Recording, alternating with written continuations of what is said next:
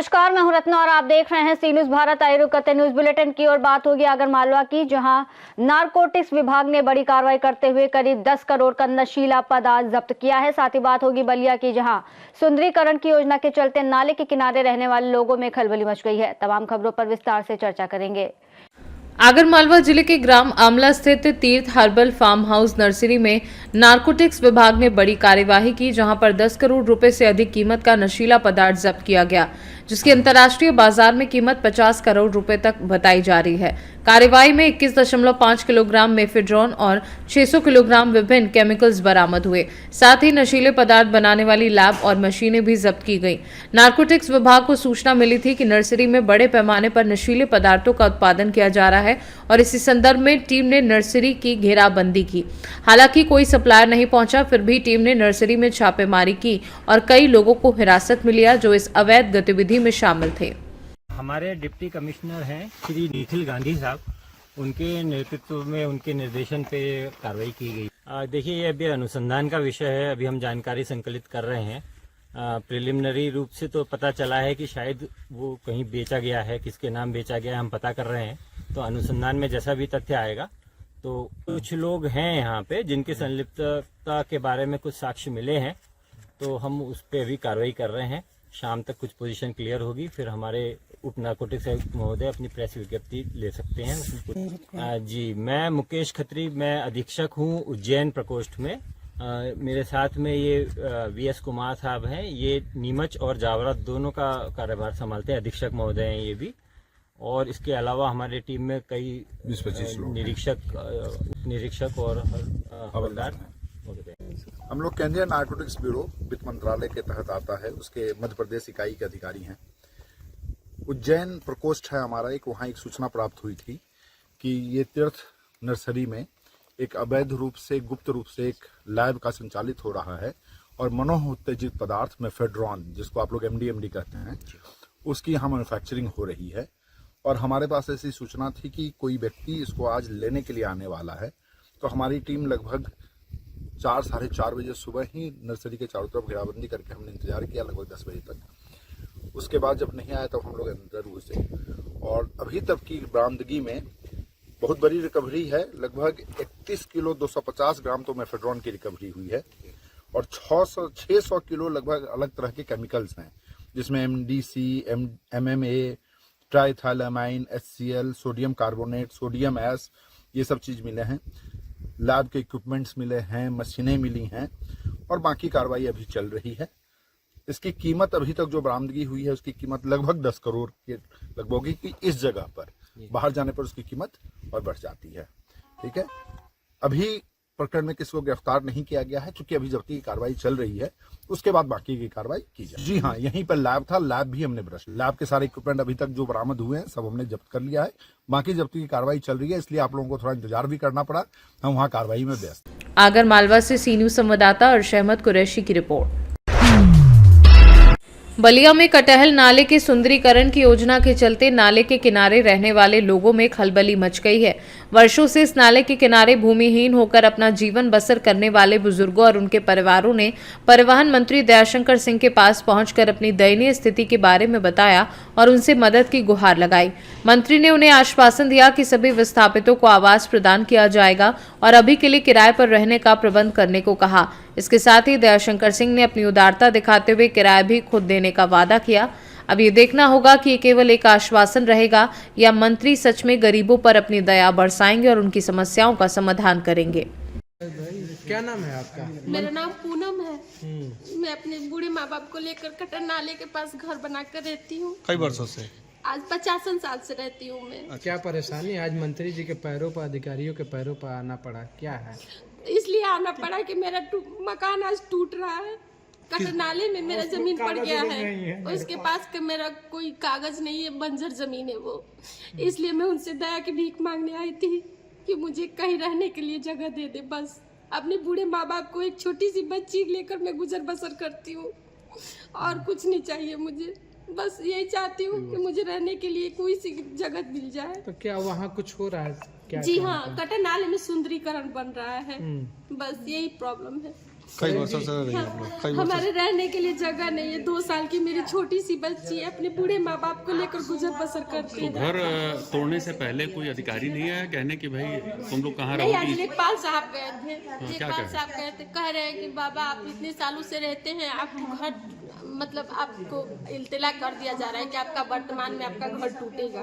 आखिर बताइए, कहीं रहने का जगह नहीं मिलेगा तो मैं फुटपाथ पर लेकर तो अपने माँ बाप को नहीं रहूंगी ना।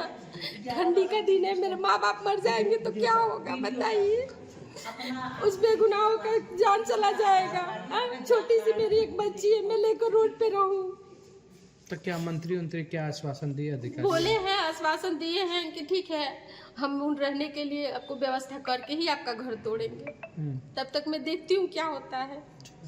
ठीक, ठीक, थैंक यू। कोई टाइम दिया उन्होंने कि कब तोड़ने? नहीं, अभी बोले हैं 25 तारीख को भूमि पूजन होगा, इसी 25 को, इसलिए।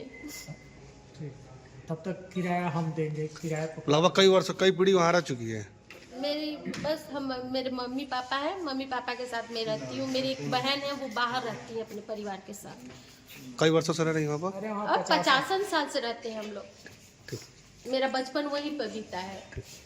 बलिया से सी न्यूज संवाददाता राजू गुप्ता की रिपोर्ट।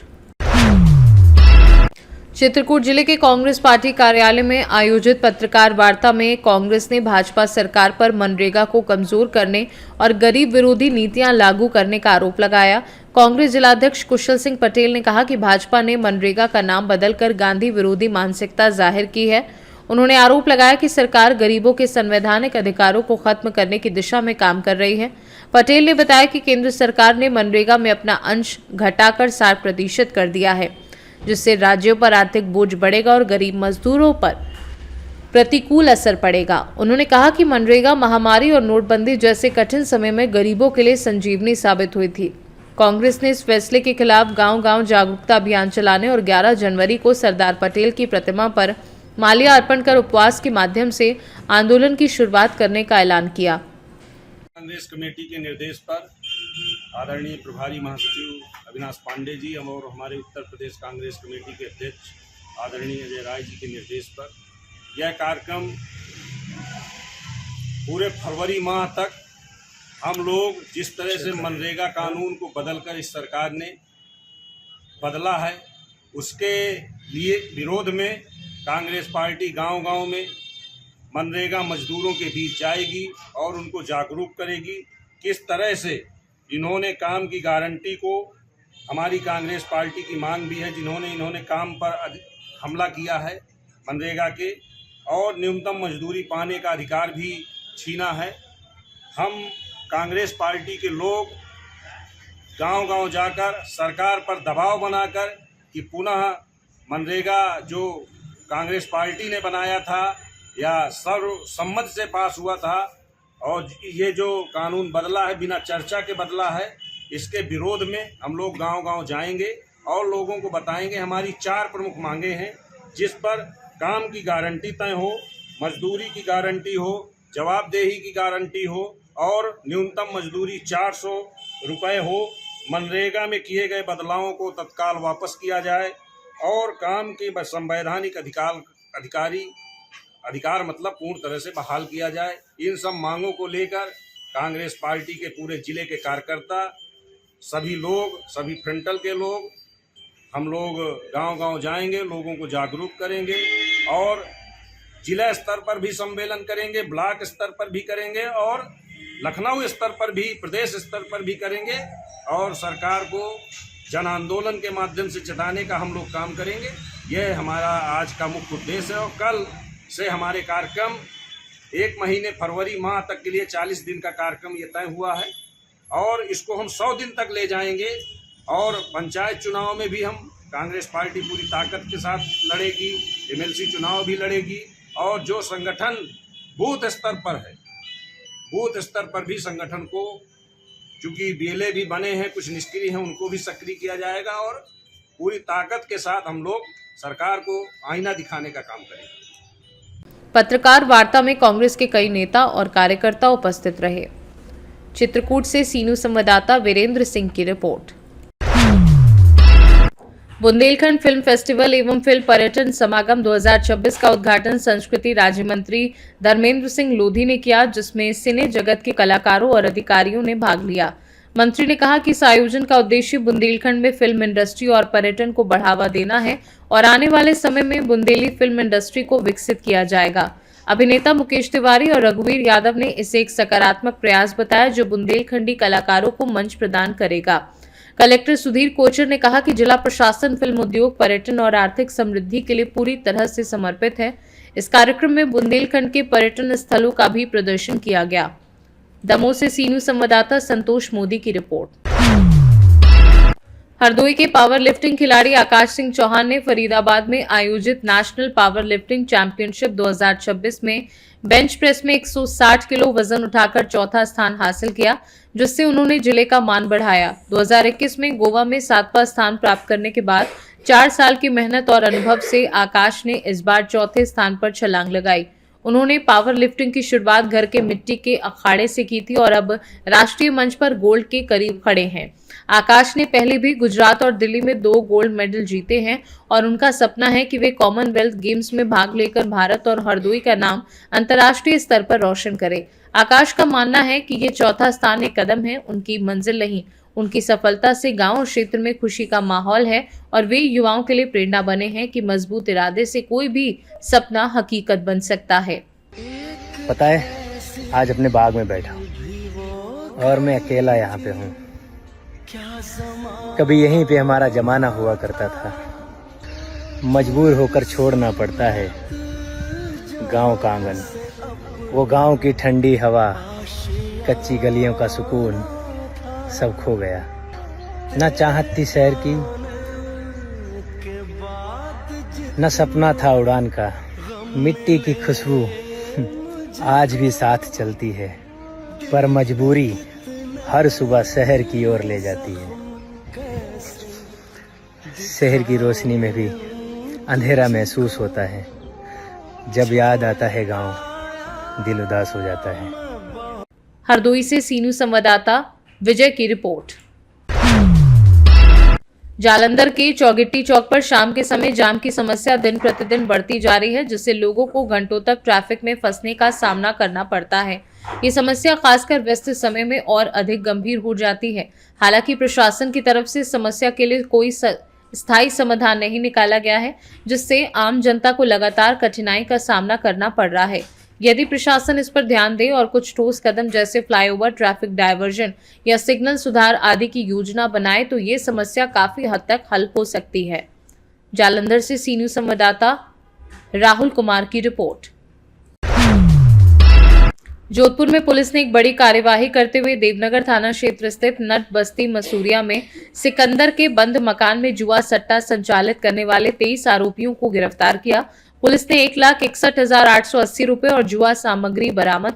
इस मामले में एक विधि से संघर्षरत बालक को संरक्षण में लिया। गिरफ्तार आरोपियों में सदाम हुसैन, नंदकिशोर, शुएब खान, सिकंदर, मोहम्मद फिरोज, सोहेल, मोहम्मद रफीक, मोहम्मद यासीन सहित अन्य लोग शामिल हैं। पुलिस ने इस मामले में विभिन्न धाराओं में केस दर्ज कर जांच शुरू कर दी है। आज डीएसटी जिला वेस्ट कमिश्नरेट की टीम ने बहुत ही शानदार कार्रवाई की है। नटिया बस्ती जो ये मसूरिया के अंदर है, तो वहाँ पे सिकंदर है, सिकंदर नट है, उसके यहाँ पे घर के अंदर जुआ चल रहा था, तो काफ़ी लोग उसमें जुआ खेल रहे थे और 24 लोग एट ए टाइम पकड़ के लेके आए वहाँ से जुआ खेलते हुए, और लगभग 1,62,000 रुपये की राशि बरामद की गई है। और बहुत ही डीएसटी टीम वेस्ट के द्वारा अच्छी कार्रवाई की गई है। और इस प्रकार के दूसरे जो जुआ चलाते हैं उनके लिए भी नसीहत है कि भाई इस प्रकार की एक्टिविटीज़ सामाजिक बुराई है, इस प्रकार की एक्टिविटीज़ में भाग नहीं लें, और इससे परिवार को भी नुकसान होता है और परिवार के अच्छाई के लिए थोड़ा इन चीज़ों से दूर है तो ज़्यादा बढ़िया रहेगा। जोधपुर से सीनू संवाददाता आनंद शर्मा की रिपोर्ट। केंद्रीय मंत्री गजेंद्र सिंह शेखावत ने जोधपुर के श्री जूना खेड़ापति मंदिर में ओमकार मंत्र का जाप किया और भगवान सोमनाथ के मंदिर पर फहराती ध्वजा को प्रेरणा स्रोत बताया। शेखावत ने कहा कि 1000 साल पहले सोमनाथ मंदिर पर गजनी के सुल्तान महमूद के आक्रमण के बाद भी ये मंदिर पुनर्निर्मित हुआ जो भारत की अदम्य जिजीविषा का प्रतीक है। उन्होंने प्रधानमंत्री नरेंद्र मोदी के नेतृत्व में देश को और अधिक सामर्थ्यशाली और शक्तिशाली बनाने के संकल्प को व्यक्त किया। शेखावत के साथ राज्य जीव जंतु कल्याण बोर्ड के अध्यक्ष जसवंत सिंह बिश्नोई और पूर्व UIT सदस्य कमलेश पुरोहित भी मौजूद थे। आदिकाल से भारत की सनातन सभ्यता और संस्कृति का प्रतीक रूप था। 1000 साल पहले गजनी के सुल्तान महमूद ने जब उस पर पहली बार आक्रमण करके मंदिर को ध्वस्त किया था, उस घटना को 1000 साल पूरे हुए और इस 1000 साल की यात्रा में अनेक बार मंदिर का पुनर्निर्माण हुआ। अनेक बार आक्रांताओं ने उसे विद्रूप करने की, उसे लूटने की, तोड़ने की कोशिश की, षड्यंत्र किया, प्रयास किए। हजारों हजार लोगों ने बलिदान करके उसको रक्षा करने का संकल्प लेकर के अपने आप को आहूत कर दिया। अनेक बार टूटने के बाद में भी इस 1000 साल में इतनी बार आजादी के बाद में वापस नवनिर्माण तक जो आज भव्यता के साथ, दिव्यता के साथ में भगवान सोमनाथ का मंदिर खड़ा है, ये भारत की अदम्य जिजीविषा कि हमारा देश चाहे कितना भी दमन किया जाए लेकिन अंततः वापस अपने लोगों की ताकत के आधार पर, अपने लोगों के विश्वास की ताकत के आधार पर, अपने क्षमता के आधार पर, अपने सनातन संस्कृति की जो जड़ें हैं उनकी संकल्प शक्ति के आधार पर पुनः उठ खड़ा होता है। जोधपुर से सीनू संवाददाता आनंद शर्मा की रिपोर्ट। जोधपुर स्थित सहायक प्रशिक्षण केंद्र सीमा सुरक्षा बल में नव आरक्षकों के बैच संख्या 262 और 263 की दीक्षांत परेड समारोह आयोजित हुआ, जिसमें 385 नव आरक्षकों ने भारतीय संविधान के प्रति कर्तव्यनिष्ठ होकर देश की एकता की शपथ ली। मुख्य अतिथि अनीश प्रसाद, सेवा महानिरीक्षक, ने नव आरक्षकों को सीमा सुरक्षा के महत्व और मानव अधिकारों का सम्मान करने की प्रेरणा दी। इन नव आरक्षकों को 44 सप्ताह के कठिन प्रशिक्षण के बाद शारीरिक, युद्ध कौशल, साइबर सुरक्षा और मानवाधिकार जैसे विषयों में प्रशिक्षण प्राप्त हुआ।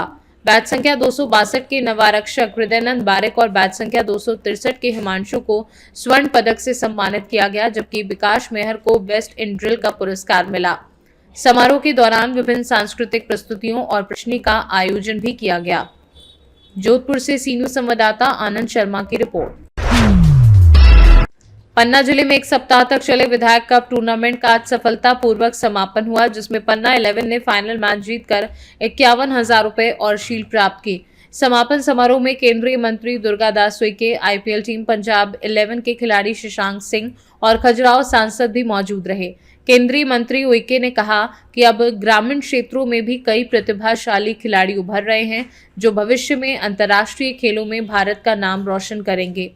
पन्ना विधायक ब्रजेंद्र प्रताप सिंह ने इस टूर्नामेंट को प्रतिभावान खिलाड़ियों को मंच देने का एक प्रयास बताया और 15 जनवरी से सागर में होने वाली बुंदेली प्रीमियर लीग में पन्ना से एक टीम भेजने की घोषणा की।